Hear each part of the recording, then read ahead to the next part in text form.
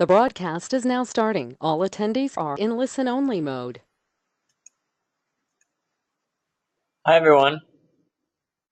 Hopefully you can all hear me.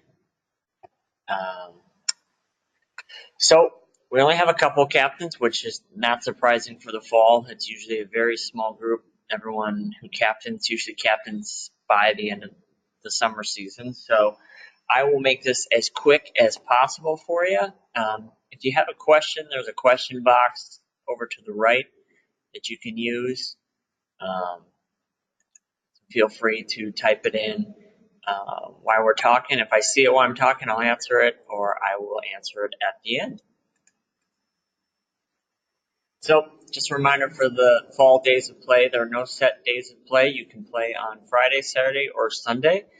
The reason we do this is for the facilities mainly. They have, in fall and spring, they have more junior programming and different stuff like that. Some facilities like Latucci, they host the University of Akron, so there's certain days one facility can play and certain days another one can, so we kind of leave it up in the air for the facilities. So you might play combo fusion same day. It's kind of tough as a captain for scheduling, so my advice is always to have enough people on your roster to cover, but just a reminder, you can play on any day of the week. Here's a list of the important dates in the fall. They're also posted online on our website for you. You need the 6 for a combo, the 6 minimum players for fusion, the 8 minimum by the 31st of August. Try to get the schedules out to you by September 7th, and then the 21st is when the season begins. One thing you might notice, if you captained or played last year, districts for the fall for combo were the second weekend of December. We're moving districts for both events into January. It's going to give us a few more weeks in the regular season, which hopefully will then avoid any teams having to play floater matches, which no one likes to do. Real quick, you probably also have seen these rule changes if you played in the spring or summer, but we'll cover all 6 of them real quickly, go over. So the lateness penalty now, hopefully you're aware as a player if you played, you could show up within 15 minutes and there's no penalty. The old rule had like a penalty system for every 5 minutes, added like a game lost, different things like that.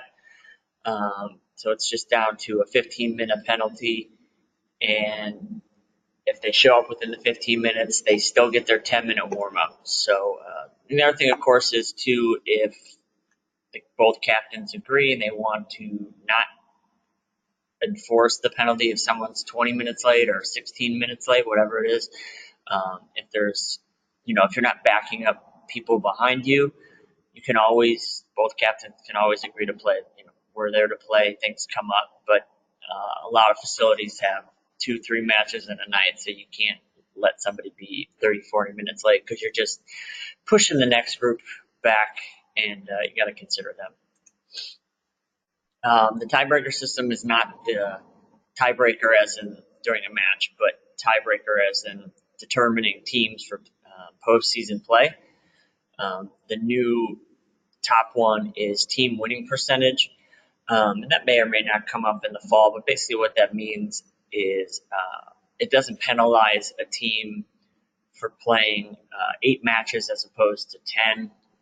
In the past, it was most wins made the playoffs, so a team that was 8-2 would beat a team that was 7-0, and under the new system, the 7-0 team would win because their winning percentage would be better. That way it doesn't penalize the team for being in a flight with less matches. You guys can't control that. We put you in those flights, so we changed that. Like I said, I don't know if that'll come up. Depends how many sub-flights we have. For combo, it shouldn't come up for fusion at all, but we'll see. One thing that does apply to combo is the same team winning both sessions. So now if you win the spring and fall and basically the team is the same, the rule is a little longer. It's posted in our rules on our website if you want to read it. But more or less, you win both, you get to advance right to states. We had several mixed teams that applied to that this year, so they didn't have to play at districts. And then obviously any of the teams, combo teams that won in the spring, if they reform in the fall and they win the fall, then they get to go right to states. This shouldn't apply for any, well, I guess maybe for Fusion if a 5-court league is played at a 4-court site, but it's just a rule about staggered match start times. You can read it again in our rules.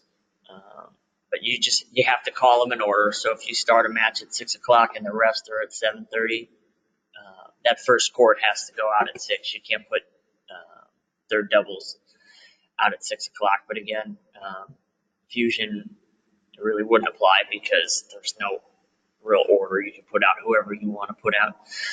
So I guess this rule doesn't apply to the fall, but that was one of our changes. The other one is a total team default, which would apply. In the past, if you had to forfeit, say, in a 3-court league, you had to forfeit 2 courts, or a 5-court, you had to forfeit 3 courts, you forfeited all, you ended up forfeiting all of them, and it was a total team default. Now, at least you can, say for combo, you can only get one team together. You can still play that match, and it still counts towards the standings. It would also count towards NTRP if it was during the summer, but combo and fusion does not count towards ratings, so that doesn't apply here. But that's a new change. And then just about scheduling match accommodations, it's probably going to be come up a little bit in the fall because of the no assigned days of play. But so read up on that. If the captains can't agree to times, you have to get the coordinator involved. But always try to be accommodating, but remember too that the home team gets to pick the time. So unless it's floater match, which hopefully we won't have,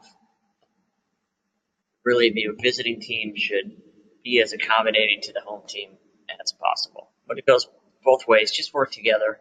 Be considerate of one another. So now I'm just getting down to the captain stuff.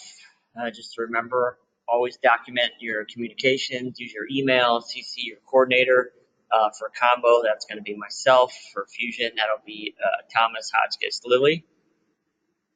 When we release the schedules, make sure you're sending out the match information ahead of time. Include in that information if you have waters on the court, towels available. In the fall, you don't have to worry about inside, outside, or court surface, but that's something important in the summer. Just anything that you think they need to know, any construction nearby that might cause a delay. And then the week of the match, make sure you send another email to the captain saying, hey, just a reminder, match is at X time.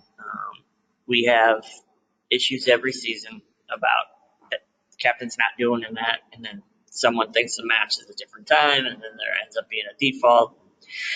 Captains are upset, players are upset, so send that reminder. And then, of course, good sportsmanship. The big one for about defaults, issues come up the day of matches, but if you know ahead of time that you're struggling to find people, let the other captain know. I always used to, I saw 4 or 5 days ahead of time. I was really struggling to get a third court. I'd tell the captain, I'm like, look, I'm not forfeiting anything yet. I'm struggling to get third doubles. In this or in fusion case, say I'm struggling to get a mixed doubles court going. I'm working on it. I'll keep you posted as you go on. Keep them updated so like the day of you don't go, oh, I'm forfeiting third doubles, and they go, what? Or you show up and go, oh yeah, I'm just forfeiting. Keep them in the loop. No one wants to drive 45 minutes and then not play and be kind of surprised by that. So just consider that. Match day etiquette. Try to get there 15 minutes early. We know that's not possible all the time, but try.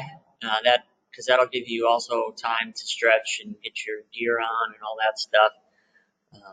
Get those lineups exchanged as early as possible. We say 10 minutes, but again, we know not always going to happen. That's not a set rule. It's just a strong suggestion. Get your players out on the court. My biggest pet peeve, and I see it at the facilities all the time, 6 o'clock match, all the courts are open, no one's walking out on the courts yet. That puts people behind you, behind schedule as well. Stick to the 10-minute warm up. This is important. 10 has become 15, so it's 10. Please try to do your best to stick to 10. Again, good sportsmanship. As always, don't forget to report and confirm your scores to Tennislink within 48 hours. That's important as well because there's penalties and fines involved if you routinely don't do that. If you have a grievance, and hopefully we won't this fall, but we always seem to have one or two in every season, contact your local league coordinator and myself, the tennis coordinator, and then let them know you'd like to file it. We'll direct you to the proper forms, and then we'll go over the whole procedure. And then the committee renders a decision, and then if you're not happy, you can always appeal it to a separate appeals committee. I'll let you know that myself is not on any of the committees, so if you have any questions about, hey, what do you think about, this? Has this reached the level of a grievance? Obviously, I never dissuade anyone from filing a grievance, but I can kind of answer questions and maybe steer you in a direction to save you that $25 if it's not really something that is going to get you very far. Get to know your league coordinators. A lot of you might know me already or Thomas from Fusion last year. We're here to help answer any questions. Never feel guilty, sending myself or him an email. This is my full-time job, so I'll be able to answer it much faster than him. He's a volunteer, so I can always answer stuff about Fusion as well. But we're here to help. And of course, as always, want to say thank you to captains. Without you, we couldn't get the leagues going. So we're definitely appreciative of everything you guys do. So thank you again. Okay. Are there any questions?